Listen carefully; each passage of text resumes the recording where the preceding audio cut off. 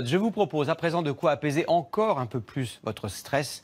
Une exploration très étonnante dans les entrailles de la ville de Lyon, ou plutôt de l'ancienne cité antique de Lugdunum, ou Lugdunum, les deux se disent. Il y a plus de 2000 ans, donc, un vaste réseau de galeries était creusé sous la colline de la Croix-Rousse. Aujourd'hui encore, nul ne connaît l'origine de cet étrange labyrinthe dont l'accès est interdit au public. Exceptionnellement, Michel Izard, Bertrand Lachat et Thierry Gippé ont pu explorer les mystérieuses arêtes de poissons. On a eu un tel choc lorsqu'on a découvert l'ampleur de l'ouvrage. J'en ai passé quelques nuits blanches. Ils n'ont pas fait ce travail-là gratuitement, ça avait un but qui nous échappe. On peut imaginer un tas de trucs et quand on saura, on sera peut-être déçu ou alors émerveillé. Sous les pentes des ruelles de la Croix-Rousse, dont les noms laissent percer un goût d'étrangeté, Lyon, ville des Lumières, cultive une part d'ombre.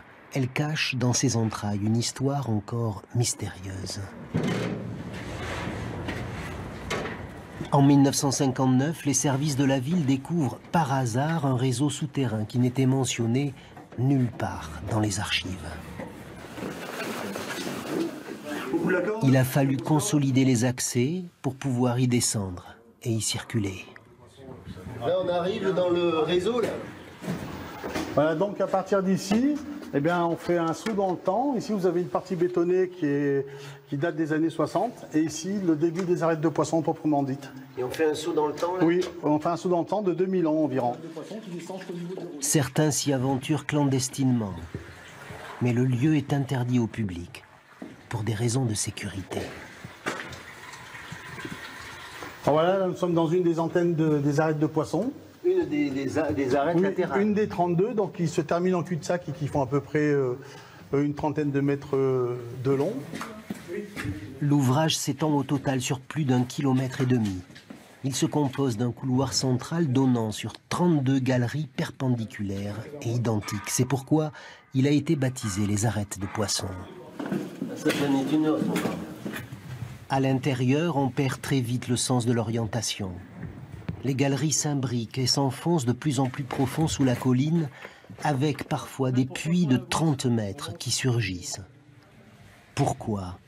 Les recherches à ce stade ont pu seulement, grâce au carbone 14, dater la construction de l'an 0 de notre ère, l'époque romaine dont il reste des inscriptions qui semblent encore fraîches dans le mortier à la chaux.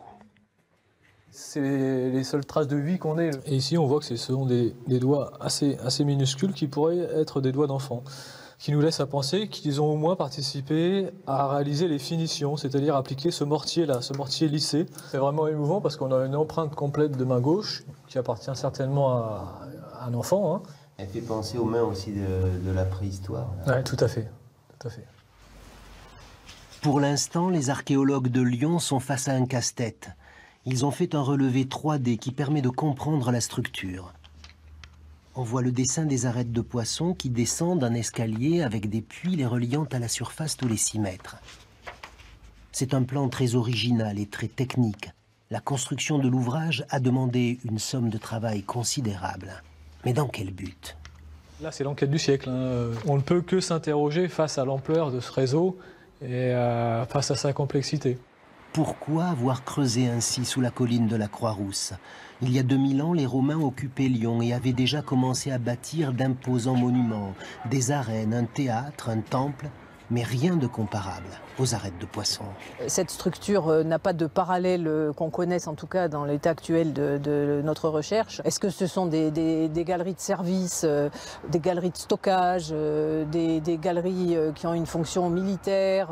On n'en sait rien. Ça reste une énigme. Là, il faut se transformer en poisson là, pour aller un peu plus bas, si on ne veut pas être clairement mouillé. Au bout du chemin,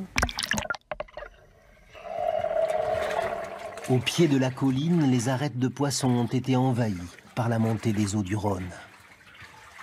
À l'époque romaine, c'était pas inondé ici. Eh ben non, sans doute non. Il y avait peut-être un peu d'eau de ruissellement de la balme, de la colline, oui, mais pas un tel niveau d'eau. À l'origine, les galeries devaient déboucher sur le fleuve et se connecter à d'autres réseaux souterrains. Les accès sont bouchés, on ne peut pas aller plus loin, mais le lieu nourrit l'imaginaire. Certains pensent qu'il abritait des cérémonies, d'autres un trésor. Il faudrait pouvoir lancer des fouilles pour éclaircir enfin le mystère des arêtes de poissons.